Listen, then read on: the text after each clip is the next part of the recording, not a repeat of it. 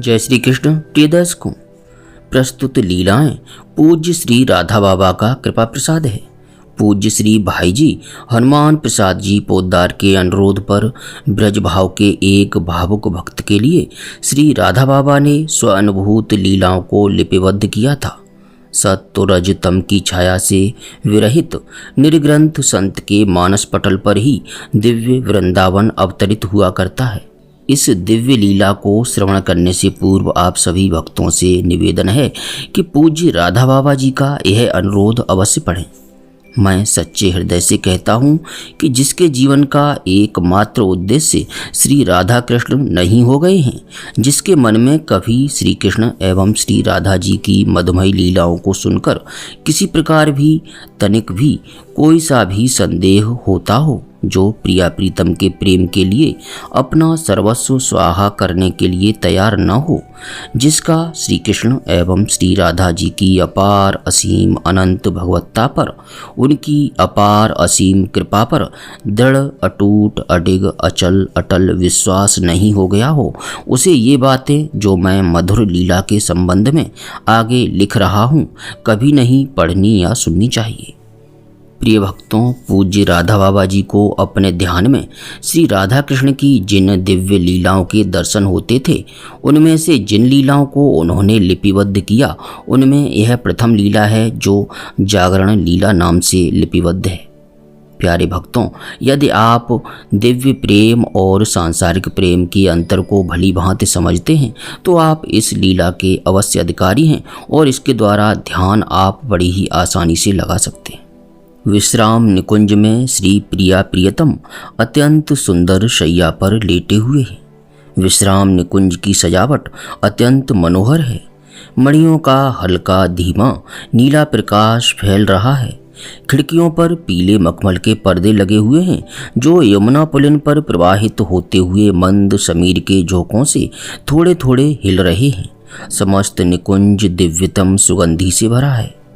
निकुंज के पूर्व एवं दक्षिण के कोने में सुंदर मणिजटित सोने की चौकी है, जिस पर सुंदर जल से भरी हुई दो सुंदर झारियां रखी हुई हैं। कुछ सुंदर सुंदर गिलास रखे हैं। उसी चौकी के बगल में एक और भी चौकी है, जिस पर चौड़े मुंह के सोने के दो गमले अर्थात प्रक्षालन पात्र हैं। निकुंज के पश्चिम एवं दक्षिण के कोने में भी अत्यंत सुंदर चौकी है, जिस पर तरह तरह के श्रृंगार के सामान रखे हैं। उसी की बगल में एक अन्य चौकी पर बहुत बड़ा दर्पण रखा हुआ है। निकुंज की समस्त दीवार पर पीले रंग की मखमली चादर इस ढंग से लगा दी गई है मानो पीले मखमली वस्त्रों का ही निकुंज बना हुआ हो। उस वस्त्र पर अत्यंत सुंदर ढंग से श्री प्रिया प्रियतम की निशाकालीन विहार लीला के सुंदर चित्र इस ढंग से बने हुए हैं, जिन्हें देखते ही ऐसा प्रतीत होता है मानो ये चित्र नहीं सजीव मूर्ति हो। निकुंज के पूर्वी हिस्से में सोने का पिंजरा है, जिसमें श्री राधा रानी की प्रिय सारी अर्थात मैना बैठी हुई है। उषा काल उपस्थित हो गया है। वृंदा हाथ में सोने का एक पिंजरा लिए हुए निकुंज के एक दरवाजे के पास बहुत धीरे धीरे आकर खड़ी हो जाती है। मंजरियां पहले से ही उठकर अपनी अपनी सैया पर बैठी हैं। वृंदा इशारे से धीरे धीरे उन्हीं से कुछ पूछती है। मंजरियां इशारे से ही उन्हें मंद मुस्कान के साथ जवाब देती हैं। वृंदा निकुंज के पूर्व की तरफ चली जाती है तथा जहाँ पर भीतर सारी पिंजरे में बैठी थी, उसी जगह खिड़की के छिद्र से भीतर दृष्टि डालकर सारी को कुछ इशारा करती है। सारी भी इशारे से आंख घुमाती है। वृंदा के हाथ में जो पिंजरा था उसमें एक तोता एवं एक सारी बैठी थी। वृंदा उस पिंजरे के दरवाजे को खोल देती है। सारी अर्थात मैना एवं तोता धीरे से उड़कर उस खिड़की की राह से भीतर चले जाते हैं तथा जिस पिंजरे में राधा रानी की प्रिय सारिका बैठी थी उस पर जाकर बैठ जाते हैं। निकुंज महल के चारों ओर सघन कदम्ब वृक्षावली लगी हुई है। उस पर तरह तरह के पक्षी बैठे हैं, पर सभी बिल्कुल शांत हैं। सभी एक टक तथा कान लगाकर वृंदा के इशारे की प्रतीक्षा कर रहे हैं। वृंदा सारी और तोते को भीतर भेजकर पास के कदम्ब के वृक्ष पर बैठे हुए एक कुक्कुट पक्षी से कुछ इशारा करती है। उनके ऐसा इशारा करते ही वह कुक्कुट जोर से बोल उठता है। उसके बोलते ही समस्त पक्षी यह जान जाते हैं कि श्री वृंदा देवी का आदेश हो गया है और अब हम लोग मधुर स्वर में गान करते हुए श्री प्रिया प्रियतम की निद्रा भंग करें। अतः समस्त वन पक्षियों के मधुर कलरव से गुंजरित होने लग जाता है। इधर वृंदा देवी के हाथ से उड़कर सारी एवं तोता जैसे ही भीतर पहुंचकर रानी की सारी के पिंजरे पर बैठते हैं, वैसे ही रानी की सारी अत्यंत मधुर स्वर में बोल उठती है, आओ बहन विराजो, मेरे जीवन सर्वस्व प्रिया प्रियतम की अनुपम रूप सुधा का पान कर नयनों को कृतार्थ करो। आहा, किंचित दृष्टि डालकर देखो तो सही, आज ये दोनों कितने सुंदर दिख रहे हैं। मेरी प्यारी रानी, मेरे प्यारे श्याम सुंदर, दोनों की रूप सुधा का मैं सारी रात निर्निमेष नयनों से पान करती रहती हूँ, पर आंखें तृप्त नहीं होती। बहन, ये आंखें तृप्त हो भी नहीं सकती। इस असीम रूप सागर की एक बूंद भी तो मेरी दो आंखों में नहीं समा पाती, फिर तृप्त हो तो कैसे।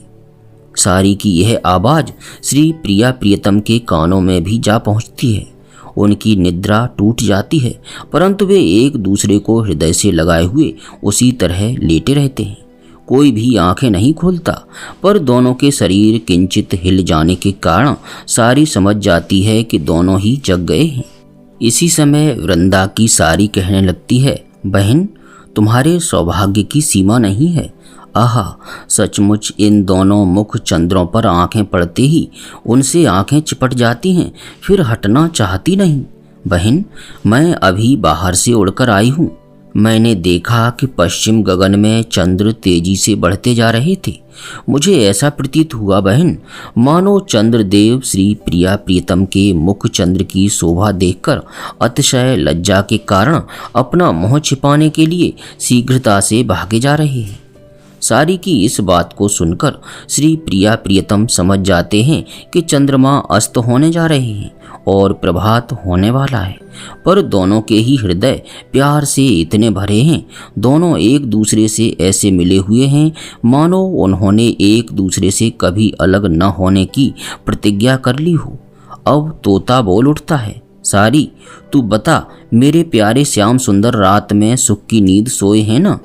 इस वन के चकवा चकवियों के आनंद कलरव से मेरे प्यारे श्याम सुंदर की नींद तो नहीं टूट गई है। मैं देखकर आया हूँ कि चकवा चकवी पुलिन पर बैठे शोर मचा रहे हैं। सारी रात ये आनंद में भरकर शोर मचाते रहे हैं। अब पूर्व मुख बैठकर वे प्रिया प्रीतम की गुणावली गाते हुए अस्तोन मुख चंद्रमा से बातें कर रहे थे। चकवी कहती थी, चंद्रदेव, जाओ, सुख से जाओ, फिर आना, मैं तुझे गाली नहीं दूंगी। इस वन में मेरी प्यारी राधा रानी एवं मेरे प्यारे श्याम सुंदर का राज्य है। यह राज्य अनंत काल तक रहेगा एवं अनंत काल तक ही यहाँ के सभी नियम पलटे रहेंगे।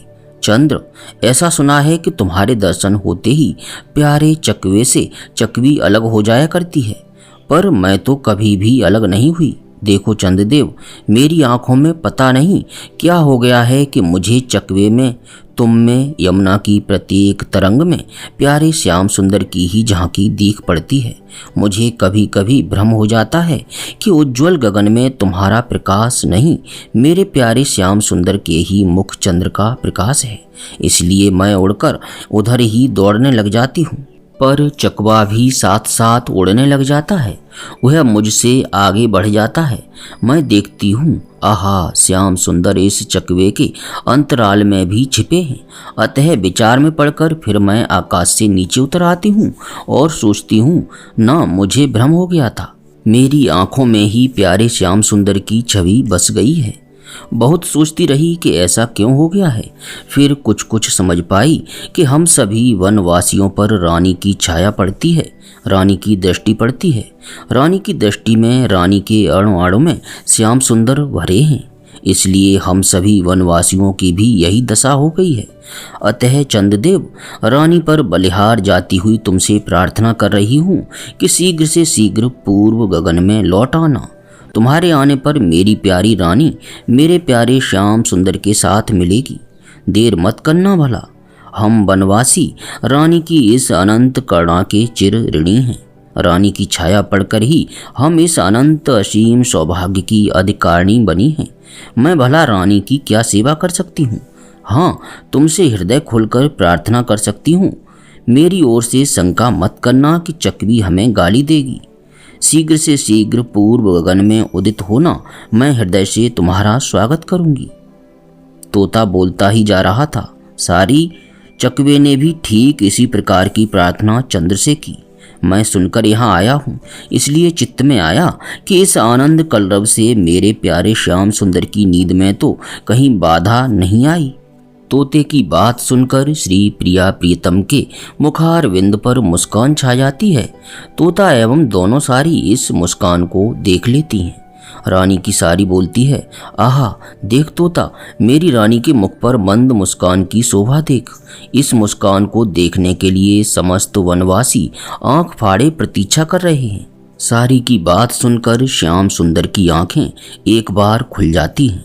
सारी फिर कहती है, तोता प्यारे श्याम सुंदर के मुखार विंद की ओर देख, इन अलस भरे नयनों की ओर देख, बिखरी हुई अलकावली की ओर देख, तांबूल रंजित अधरों की ओर देख। अपनी प्यारी सारी की बात सुनकर रानी भी मुस्कुराती हुई एक बार आंखें खोलकर देखती हैं। दोनों सारिकाएं एवं तोता देख लेते हैं, अतः तीनों एक ही साथ बोल उठते हैं, जय हो वृंदावनेश्वरी की, जय हो वृंदावनेश्वर की। तोता कहता है, व्रज जीवन घनश्याम की जय। दोनों सारी कहती हैं, घनश्याम अभिरामिनी राधा रानी की जय। तोता कहता है, वृंदावन चंद्र श्याम सुंदर की जय। सारिकाएं कहती हैं, वृंदावन चंद्र का श्यामा रानी की जय। तोता कहता है, विश्व विमोहन नंद नंदन की जय। सारिकाएं कहती हैं, नंद नंदन विमोहिनी राधा रानी की जय। इस जय जयकार से रानी एवं श्याम सुंदर के मुखार विंद पर जोर से हंसी आने लगती है, पर वे उसे रोकते हैं। सखियां उधर खिड़की के छिद्रों से दृष्टि डाल डालकर श्री प्रिया प्रियतम की शोभा निहार निहार कर आनंद में डूब रही हैं। फिर सारी कहती है, मेरी प्यारी रानी, मेरे प्यारे श्याम सुंदर, चंद्रदेव की किरणें मलिन हो गई हैं। तारिका पंक्ति भी आकाश में विलीन होती जा रही है। पूर्व गगन में अरुणिमा की झलक दीख पड़ने लग गई है। अतः मेरे जीवन सर्वस्व, उठो, हम वनवासी तुम्हें आंख भर कर देखें। श्री श्याम सुंदर एवं प्रिया दोनों ही सारी की सब बात सुन रहे हैं, पर उनमें एक दूसरे के आनंद को भंग करने का साहस नहीं हो रहा है। अतः दोनों उसी प्रकार एक दूसरे से लिपटे हुए मंद मंद मुस्कुराए सोए हुए हैं। वृंदा की सारी कहती है, बहन सारिके, देख यह प्रभात होना हमें अच्छा नहीं लगता। यह मेरे प्राणाधार प्रिया प्रियतम को प्रतिदिन अलग अलग कर देता है। तू कोई उपाय जानती है कि जिससे प्रभात हो ही नहीं? रानी की सारी कहती है, बहन उपाय क्यों नहीं है, पर रानी की आज्ञा के बिना मैं किसी को यह उपाय बतला नहीं सकती। देख, यह प्रभात हमें भी बड़ा अखरता है। मेरी रानी के प्राणों को तो व्याकुल कर देता है, फिर भी रानी इसका प्रतिदिन स्वागत ही करती है। सारी की बात सुनकर रानी कुछ लज्जित सी होकर श्री श्याम सुंदर के बाहुपास में अपना सिर छिपा लेती है। इसी समय मंद समीर का झोंका लगने से खिड़की का पर्दा जोर से हिल जाता है। उसी समय श्याम सुंदर की आंखें खुल जाती हैं। श्याम सुंदर देखते हैं कि सचमुच प्रभात हो गया है, इसलिए अत्यंत प्यार भरी दृष्टि से श्री प्रिया के मुखार विंद को देखते हुए धीरे से कहते हैं, प्रिये प्रभात हो गया है। श्याम सुंदर की बात सुनकर श्री प्रिया का मुख दुख मिश्रित गंभीरता की मुद्रा धारण कर लेता है। वे धीरे धीरे उठकर शैया पर बैठ जाती हैं। उनके उठते ही श्याम सुंदर भी उठकर शैया पर बैठ जाते हैं। दोनों के ही मुखार बिंद पर अलकावलियां बिखरी हुई हैं। दोनों के नयनों में प्रेम एवं आलस्य भरा हुआ है। श्री श्याम सुंदर अपने दोनों हाथों से एक बार में ही अपने मुखार बिंद से अलकावली को हटा लेते हैं तथा बाएं हाथ की मुट्ठी बांधकर उसी मुट्ठी पर श्री प्रिया की ठोड़ी को टिकाकर दाहिने हाथ से श्री प्रिया की अलकावली को ठीक करने लगते हैं। श्री प्रिया का मुख इस समय पश्चिम की ओर है तथा श्याम सुंदर का मुख पूर्व की ओर। श्री प्रिया अपने दोनों हाथों से अपने अंगों के वस्त्रों को ठीक कर रही है। इसी समय दासियों की, मंजरियों की एवं सखियों की टोली हंसती हुई, मुस्कुराती हुई किवाड़ों को धक्का दे देती है। किवाड़ खुल जाते हैं तथा ललिता सबसे आगे मुस्कुराती हुई भीतर प्रवेश करती है। उनके पीछे बगल में सभी सखियां चल रही हैं। ललिता तेजी से चलकर शैया के पास पहुंच जाती हैं। सखियों को आई देखकर श्री प्रिया लज्जित सी होकर जल्दी से सैया से उठती हैं, पर ललिता उनके हाथों को पकड़कर जहां वे बैठी थीं वहीं बैठा देती हैं। रूप मंजरी आकर के सैया पर पड़ा हुआ रानी का मोतियों का हार उठा लेती है तथा उसे अपने अंचल में बांधकर गांठ लगाती है। गुण मंजरी सैया के पास पड़ी हुई पीकदानी को उठाकर सिर से लगाती तथा मुस्कुराती हुई उसे बगल में लिए हुए खड़ी रहती है। ललिता, विशाखा आदि सखियां रानी से अत्यंत प्रेम का विनोद आरंभ करती हैं। रानी आलस्य भरी आंखों से ताकती हुई बीच बीच में ललिता के मुंह को अपने हाथ से बंद कर देती है। श्याम सुंदर बीच बीच में मुस्कुराकर श्री प्रिया के कंधों को पकड़कर हिला देते हैं तथा ललिता के बहुत विनोद करने पर रानी के कान में कुछ धीरे से कह देते हैं। रानी सुनकर मुस्कुराने लगती हैं। ललिता भी मुस्कुरा देती हैं, पर फिर लज्जित सी होकर चुप रह जाती हैं। लवंग मंजरी हाथ में जल की झारी लिए हुए खड़ी हैं। विमला मंजरी के हाथ में कुल्ला करने का चौड़े मुंह का गमला अर्थात प्रक्षालन पात्र है। श्री प्रिया प्रियतम उसी गमले में बारी बारी से हाथ एवं आंखें धोते हैं, फिर कुल्ला करते हैं। चित्रा शीतल जल से भरा हुआ अत्यंत सुंदर गिलास रानी के हाथ में पकड़ा देती हैं। रानी गिलास को श्याम सुंदर के होठों से लगा देती हैं। श्याम सुंदर श्री प्रिया के मुख पर दृष्टि जमाए हुए धीरे धीरे आधा गिलास जल पी लेते हैं। फिर गिलास को पकड़कर श्याम सुंदर श्री प्रिया के होठों से लगा देते हैं। श्री प्रिया शर्माई सी होकर पीना नहीं चाहती, पर श्याम सुंदर बाएं हाथ से श्री प्रिया का दाहिना कंधा पकड़कर दबा देते हैं एवं गिलास को प्यार भरी जबरदस्ती से प्रिया के होठों के पास रखे रहते हैं। आंखों से प्रेम झर रहा है। आखिर श्री प्रिया भी कुछ घूंट शीतल जल धीरे धीरे पी लेती हैं। फिर सखियां दोनों का श्रृंगार करती हैं। वृंदा देवी निर्निमेष नयनों से श्री प्रिया प्रियतम की झांकी की शोभा निहार रही है। वृंदा की दासियों ने खिड़की के पर्दों को उठा दिया है। शीतल मंद सुगंध पवन खिड़की की राह से प्रवाहित होता हुआ श्री प्रिया प्रियतम के अंगों को स्पर्श करके कृतार्थ हो रहा है। सूर्योदय में तो अभी भी कुछ विलंब है। वन श्रेणी पर उषाकालीन सौंदर्य छाया हुआ है। निकुंज के इधर उधर हरिण हरिणी चौकड़ी भर रहे हैं।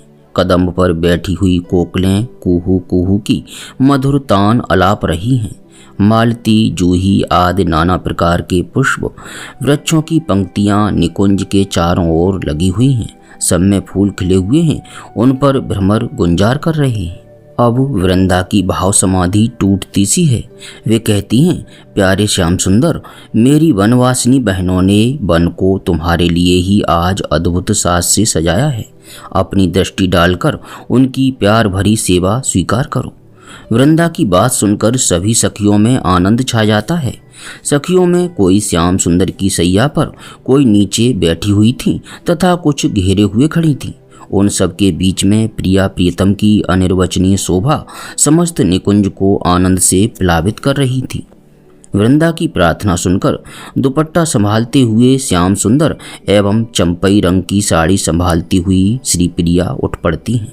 सखी मंडली के सहित दोनों ही निकुंज के बरामदे में आकर खड़े हो जाते हैं। पुष्पों से लदी हुई सघन लताएं बरामदे को चारों ओर से घेरकर शोभा पा रही हैं। रानी एवं श्याम सुंदर उसी बरामदे से होते हुए निकुंज के बाहरी सहन में आकर खड़े हो जाते हैं। मंद समीर के झोंकों से हिलती हुई लताएं मानो प्रिया प्रियतम से प्रार्थना कर रही हों, मेरे जीवन आधार रात भर तुम्हें हृदय में छिपाए रही हूँ, क्या अब जा रहे हो? ना मत जाओ। आगे सहन में बड़ी बड़ी क्यारियों में सुंदर सुंदर गुलाब की बेलें फैली हुई हैं, जिन पर बड़े बड़े गुलाब खिले हुए हैं।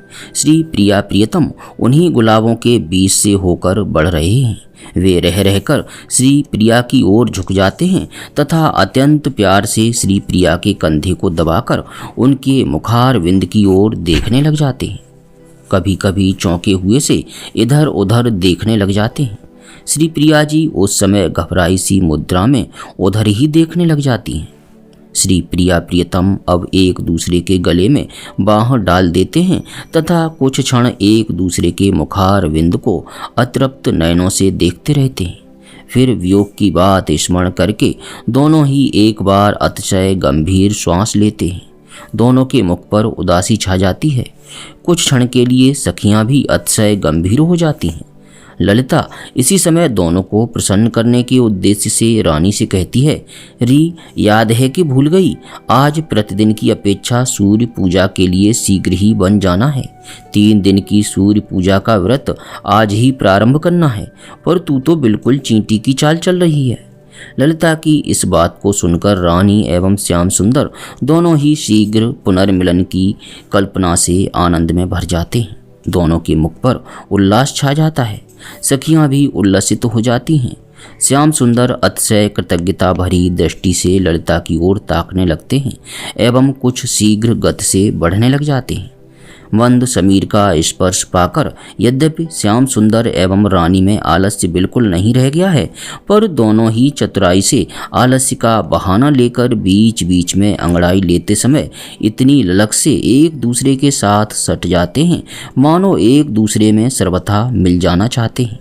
गुलाब की क्यारियों से होते हुए सखी मंडली के सहित श्री प्रिया प्रियतम कदली वन में प्रवेश करते हैं। इसके बाद तरह तरह के अत्यंत सुगंधित पुष्पों की क्यारियों में से होते हुए विश्राम कुंज के फाटक पर पहुंच जाते हैं। फाटक से कुछ ही कदम हटकर यमुना का निर्मल प्रवाह प्रवाहित हो रहा है। श्री प्रिया प्रियतम फाटक से निकलकर सड़क के किनारे एक सुंदर वट वृक्ष के नीचे खड़े होकर यमुना की शोभा निहारने लग जाते हैं। प्यारे भक्तों, किसी प्रकार की त्रुटि के लिए आप सभी से हाथ जोड़कर क्षमा चाहते हुए एक विनम्र विनती है कि इन दिव्य लीलाओं को किसी भी अनाधिकारी को न सुनाएं, किसी के सामने प्रस्तुत न करें, प्रकाश में न लाएं, क्योंकि जो दिव्य प्रेम को नहीं समझ सकता, श्री राधा कृष्ण के प्रेम को नहीं समझ सकता, वह इसका अधिकारी नहीं है। परम पूज्य राधा बाबा जी, जिनके कारण हमें इस दिव्य लीला का रसपान करने को मिला, उनके सी चरणों में दंडवत प्रणाम चरण स्पर्श। अब प्रेम से बोलिए हरे कृष्ण कृष्ण कृष्ण हरे हरे, हरे राम राम राम हरे हरे।